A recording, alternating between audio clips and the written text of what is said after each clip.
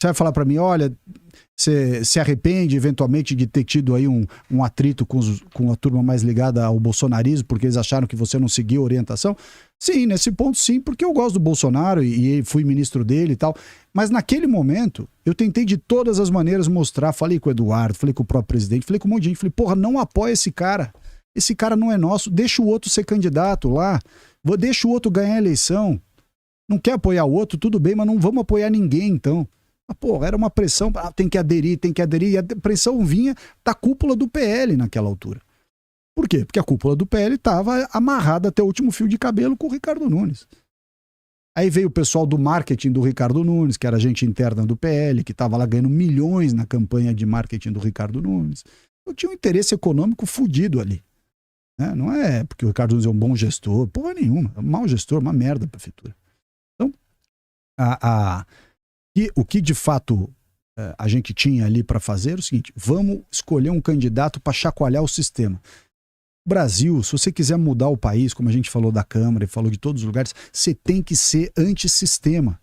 Não basta ser anti-esquerda, você tem que ser anti-esquerda e antissistema. As duas coisas. Porque o sistema, no fundo, se alia à esquerda todas as vezes que é conveniente para ele, vota exatamente como a esquerda quer. A diferença é que o Centrão ele cobra da esquerda para votar com a esquerda. Cobra em cargo, cobra em verba, cobra em emenda, cobra em dinheiro. E a esquerda sabe pagar. E a esquerda tá pouco se fudendo, ela paga e acabou. A direita que tem pudor, e que tem razão em ter, e que não... o convencimento se dá, na maioria das vezes, com argumento. É claro, você abre espaço nos governos e tal, mas espaço controlado. Diz, olha, eu vou deixar você ser secretário, ministro, seja lá o que for, controlado. A esquerda não, a esquerda, ó, Centrão, entra aqui, pode roubar à vontade aí, aí é o teu feudo, no teu feudo você rouba à vontade. Põe a quantidade de vagabundo que você quiser, rouba o quanto que você quiser, e agora no meu feudo você também não mexe. E quero que você vote tudo que eu mandei. O Centrão vai lá e nem questiona. Enquanto ele estiver mamando, recebendo cargo, verba e tudo isso, ele vota tudo que a esquerda quer, tudo. Esquece. Só para de votar quando vê que o cara vai perder. Aí ele começa a fingir, não, temos que mudar, o Brasil não pode continuar assim. Não pode continuar assim não, é que você tá vendo que a tua mamata vai acabar e você tá querendo começar a descolar já. Mas essa é a verdade.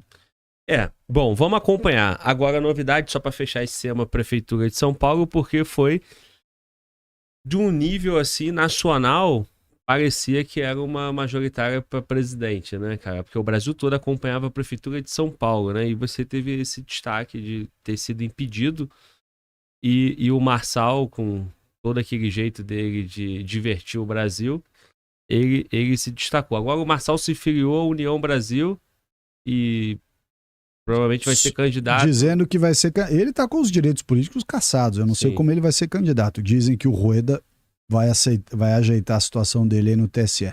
Não sei se é verdade, mas o fato é que ele, até onde eu sei, está com os direitos políticos cassados. Ele, obviamente, é um candidato muito forte. Ao que ele for candidato, ele é muito forte. Ele é candidato a deputado, vai ter muito voto. Se ele for candidato ao Senado, ele é muito forte, porque ele, de fato, é um cara que soube, né, fazer campanha e prender a atenção das pessoas, né?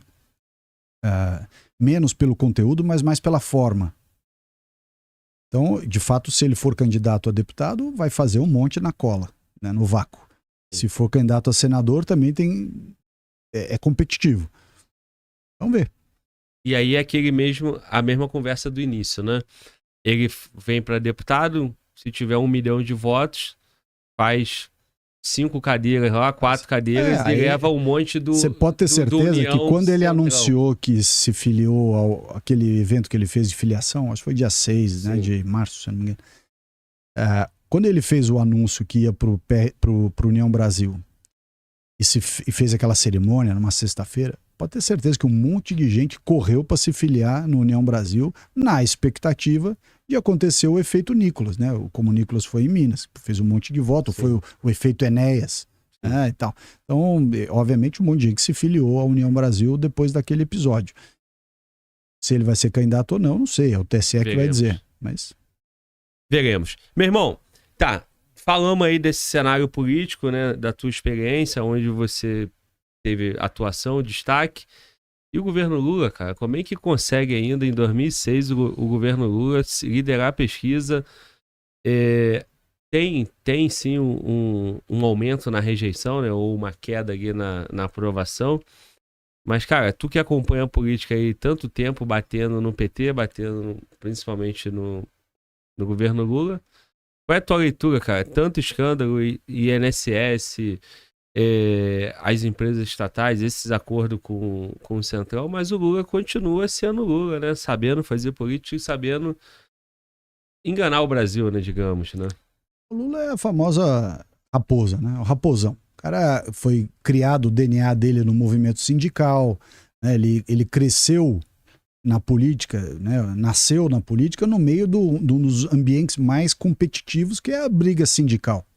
A liderança sindical dele, depois a fundação do PT, a imagem do cara pobre que veio de Garanhuns e se fez sozinho e lutou, e aí foi metalúrgico, cortaram o dedo fora, foi preso na ditadura. Ninguém nem lembra que ele dizia que foi preso na ditadura, mas ia tomar uísque com o Romeu Tuma na sala. Ele era, no fundo, ele era o X9, que dedurava todo mundo na ditadura. Essa é a verdade. O Lula é o cara que se diz pobre, homem do povo, a família dele tá bilionária. Tá aí o filho dele, o Lulinha, né, que saiu de monitor do zoológico, dizendo essa aqui é a girafa, essa aqui é a zebra, não sei o quê, pra dono da Game Corp, né, lembra do escândalo da Game Corp, e agora envolvido em tudo quanto é bobagem, aí tudo quanto é escândalo de Master, Fictor, careca do INSS, Bet, é o diabo. Onde tem confusão, esse cara tá fazendo lobby. Então, o histórico do Lula era para ele não ser nada.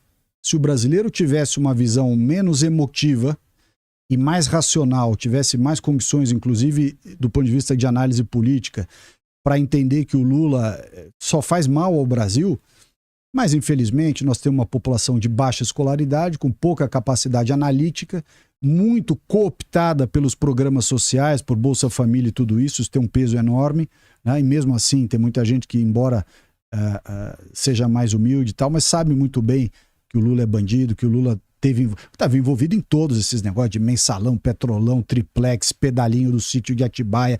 Tudo isso é verdade, né? Ele não conseguiu provar a sua inocência, ele conseguiu anular o processo dele, se utilizando de elementos processuais que, por sua vez, só encontraram respaldo porque a turma precisava de alguém para vencer o Bolsonaro. Então, o Lula saiu da prisão e foi reabilitado, no sentido de descondenado, para ter alguém crível que vencesse o Bolsonaro.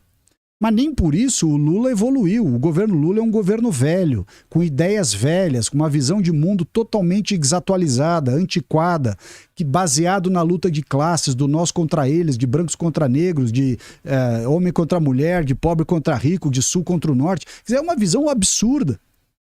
Mas só encontra respaldo porque o público, de fato, tem uma baixa capacidade analítica, né? Os escândalos de corrupção voltaram todos. Os caras estão aí roubando o velhinho do INSS. O irmão dele é o diretor do sindicato que mais roubou, né, os esquemas do INSS. O filho dele estava lá vendendo tráfico de influência. Está aí todo dia mostrando quantos milhões, dezenas de milhões de reais que o filho dele ganhou fazendo tráfico de influência. Movimentação de 20 milhões. Se mandou para a Espanha para não ser preso. Alguém tem dúvida que ele foi para a Espanha por causa disso? Para não tomar uma prisão de última hora, uma busca e apreensão, uma coisa assim?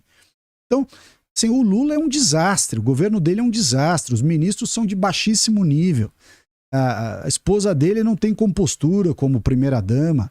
Então, assim, é vergonhoso para o Brasil. Se alinha com os piores países do mundo, do eixo do mal, né? Enfim, Irã, Rússia, China, Cuba, Venezuela. Estava até ontem defendendo o Maduro aí, né?